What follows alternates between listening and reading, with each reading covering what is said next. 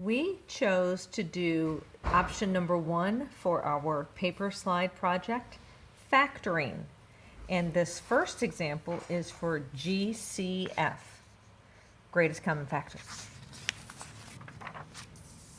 All right, so our first problem, our factoring GCF, greatest common factor, we have 15 w to the fourth power plus 10 times w to the third power minus 5.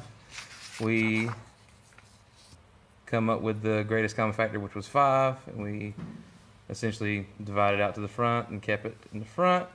And after you divide 15 by 5, you'll get 3, 10 by 5, you'll get 2, and negative 5 by 5, you get negative 1. Then we checked our answer to make sure it was correct, and after we used distributive property to distribute the 5 through, we got 15 w to the fourth power plus 10 w to the third minus 5, again, like we should have. Our second example is difference of two squares. We are going to factor a squared minus 16. We know that a squared factors into a, and the 16 is a perfect square, and it factors into 4 and 4. With the difference of two squares, one set is a plus, one set is a minus. We did a check with our distributive property, and when we did a times a, we got a squared. A times negative 4 for a negative 4a. 4a times a for 4a. 4 times negative 4 for a negative 16. The two middle terms subtract out, and we're left with a squared minus 16. All right, and our last one, our trinomial. All right, for this one, we first tried to see if we could factor out a GCF, and in which we cannot.